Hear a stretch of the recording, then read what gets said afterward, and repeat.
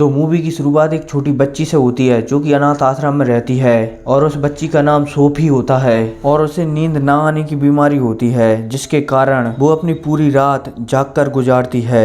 Sophie के मन में एक डर बैठ गया है कि कोई बड़ा राक्षस रात को आता है और बच्चों को उठाकर ले जाता है और उसे मारकर खा लेता है। लेकिन ये सब तो सिर्फ सोफी के मन का वहम था। लेकिन एक रात सोफी एक बुक पढ़ रही होती है, तभी उसे कुछ आवाज आती है और जब वो खिड़की के पास जाकर देखती है तो उसे दिखता है कि एक बड़ा हाथ बिल्लियों की गिराए हुए डस्टबिन को सीधा कर रहा है। और जब सोफी उस आदमी को देखती है, मतलब कि उस चाइल्ड को देखती है, तो वो डर जाती है क्योंकि उस चाइल्ड की ऊंचाई 2 मंजिल बिल्डिंग के बराबर थी। और फिर इसके बाद सोफी वहां से भागकर बिस्तर पर आकर और चादर उड़ लेती है ताकि वो बड़ा सा चाइल्ड उसे देख ना सके। लेकिन चाइल्ड ने उसे देख लिया था, इसलिए वो सोफी को अपने साथ ले जाता है। और फिर इसी दौरान हमें पता चलता है कि ये चाइल्ड इंसानों के सामने नहीं आते और जब भी इंसान उन्हें देखने वाले होते हैं तो वो किसी न किसी रूप में वहीं पर छुप जाते हैं और सामने वाले इंसान को पता ही नहीं चलने देते कि यहाँ पर कोई है। इसके बाद वो चाइल्ड अपनी दुनिया में वापस जाने लगता है सोफी को लेकर। और फिर कुछ समय बाद सोफी चाइल्ड्स की दुनिया में पहुंच जाती है और वहाँ पर पहुंचकर देखती है कि उस चाइल्ड्स का घर बहुत बड़ा है और साथ ही साथ उसकी हर एक चीज भी बहुत बड़ी है। सोफी अपने आप को वहाँ पर अनसेफ महसूस करने लगती है, इसलिए वो वहाँ से भागने की कोशिश करने लगती है। लेकिन वो बूढ़ा चाइल्ड उसे देख लेता है और उससे कहता है कि यहाँ से भागने का कोई भी रास्ता नहीं है, इसलिए तुम्हारे लिए अच्छा होगा कि तुम यहाँ से भागने की कोशिश ना करो। लेकिन कुछ समय बाद सोफी समझ जाती है कि ये बूढ़ा चाइल्ड उसे खाने वाला बिल्कुल भी नहीं है क्योंकि ये सिर्फ सब्जियां खाता है। लेकिन सोफी कुछ समय बाद उस चाइल्ड से पूछती है कि अगर आप मुझे खाना ही नहीं चाहते तो आप मुझे यहाँ पर लेकर क्यों आए। इस पर चाइल्ड कहता है कि तुमने मुझे देख लिया था, इसलिए मुझे तुम्हें यहाँ पर लाना पड़ा, नहीं तो तुम वहाँ पर सबको बता देती जिससे कि हम लोग यहाँ पर खतरे में हो जाते, इसलिए मुझे तुम्हें यहाँ पर लाना पड़ा और अब तुम पूरी जिंदगी यहीं पर रहोगी। इस पर सोफी कहती है कि मैं यहाँ पर नहीं रह सकती, मैं यहाँ से भाग जाऊंगी। इस पर चाइल्ड्स कहता है कि ऐसी गलती बिल्कुल भी मत करना क्योंकि बाहर बहुत सारे चाइल्ड्स हैं जो मुझसे बहुत ज्यादा खतरनाक हैं, अगर उन्होंने तुम्हें देख लिया तो वो तुम्हें जिंदा नहीं छोड़ेंगे। और यह कहकर वो सोफी को एक नाव पर रख देता है और कहता है कि अब तुम्हें यहाँ पर आराम करना चाहिए। लेकिन सोफी उससे कहती है कि मुझे तो नींद आती ही नहीं। लेकिन तभी चाइल्ड्स एक बोतल में से कुछ निकालने लगता है और सोफी उससे पूछती है कि ये क्या है। इस पर चाइल्ड्स कहता है कि ये सपने हैं। लेकिन तभी वो चाइल्ड्स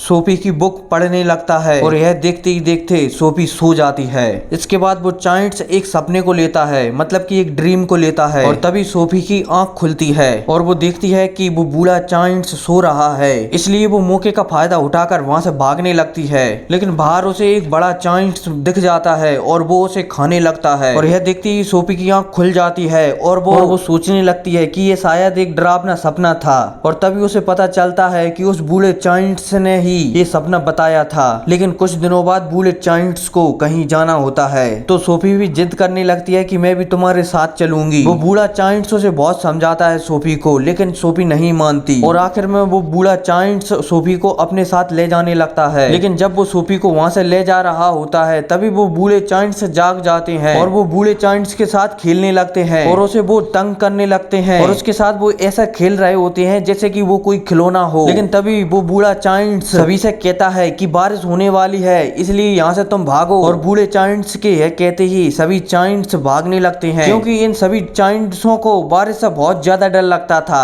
और इसी बारिश का फायदा उठाकर वो बूढ़ा चाइल्ड्स सोफी को अपने बैग में रख लेता है और अपने काम के लिए वहां से निकल जाता है। और फिर कुछ समय बाद वो एक नदी के पास पहुंचते हैं जहां पर एक बहुत ही खूबसूरत ट्री होता है, मतलब कि पेड़ होता है और ये पेड़ सपनों का पेड़ होता है। और यहीं पर वो बूढ़ा चाइल्ड्स अपने ड्रीम को पकड़ने के लिए आया हुआ है। सोफी और वो बूढ़ा चाइल्ड्स यहाँ से बहुत सारे ड्रीम पकड़ते हैं और इन्हीं ड्रीमों में से कुछ अच्छे ड्रीम होते हैं और कुछ बुरे ड्रीम होते हैं। लेकिन इसी बीच सोफी एक रेड ड्रीम को पकड़ लेती है। इस पर वो बूढ़ा चाइल्ड्स कहता है कि ये बहुत खतरनाक ड्रीम है और वो बूढ़ा चाइल्ड्स उस ड्रीम को अपने पास रख लेता है। और इसके बाद फिल्म का सीन काट दिया जाता है और सीधा सोफी के घर में बताया जाता है, मतलब कि हॉस्टल में बताया जाता है। और सोफी अपने बिस्तर से उठती है और बाहर देखने लगती है, तभी वो वहाँ पर बूढ़े चाइल्ड्स का नाम लेती है, लेकिन वो बूढ़ा चाइल्ड्स वहाँ पर नहीं आता। लेकिन जब सोफी रेलिंग से कूदती है तो वो बूढ़ा चाइल्ड्स उसे बचा लेता है। और फिर इसके बाद वो बूढ़ा चाइल्ड्स न चाहते हुए सोफी को अपने साथ ले आता है। लेकिन यहाँ चाइल्ड्स की दुनिया में वो सारे चाइल्ड्स उस बूढ़े चाइल्ड्स और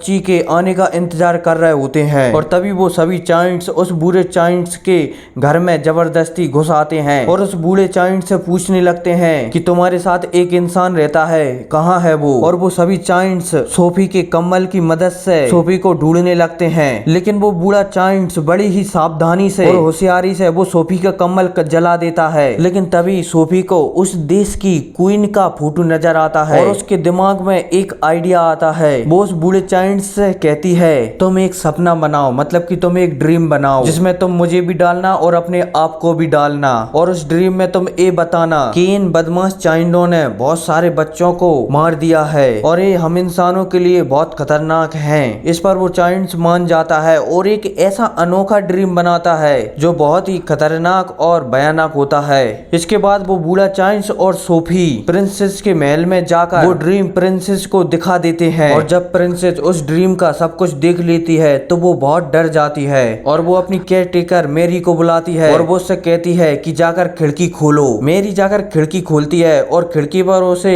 सोफी खड़ी हुई दिखती है। सोफी प्रिंसेस से कहती है कि आपने जो कुछ भी ड्रीम में देखा है वो सब कुछ सच है। इसलिए वो प्रिंसेस से कहती है कि जब मैं बूढ़े चाइंट्स को आपके पास बुलाऊंगी तो आपके लोग उनके साथ कुछ नहीं करोगे। इस पर प्रिंसेस कहती है कि ठीक है, मैं उनके साथ कुछ नहीं करूंगी। इसके बाद वो बूढ़ा चाइंट्स वहां पर आता है और वो प्रिंसेस को सही तरह से वेलकम करता है और सोफी ने बूढ़े चाइंट्स को ये सब पहले ही सिखा दिया था कि तुम्हें प्रिंसेस के साथ कैसा बिहेव करना है। इसके बाद प्रिंसेस उस बूढ़े चाइंट्स को बहुत अच्छी दावत देती है और उसी दावत में वो अपनी एक आर्मी भी तैयार करती है जो उन सभी बदमाश चाइंडों को पकड़कर कहीं और शिफ्ट करेंगे, जिससे इंसान भी सुरक्षित रह सके और चाइंट्स भी सुरक्षित रह सके। इसके बाद वो चाइंट्स सभी हेलीकॉप्टरों को अपने साथ चाइंट्स की दुनिया में ले जाता है और फिर इसके बाद वो बूढ़ा चाइंट्स सभी चाइंट्सों के लिए एक सपना बनाता है और उस सपने में बताया जाएगा कि उन बदमाश चाइंडों ने कितने बुरे काम किए हैं। लेकिन जैसे ही उन बदमाश चाइंडों को पकड़ने का वक्त होता है तो पता चलता है कि वो बूढ़ा चाइंट्स अपनी सपने डालने वाली मशीन महारानी के घर में ही छोड़ आया है। इसके बाद सोफी ही उन चाइंट्सों के बीच जाकर उन सपनों को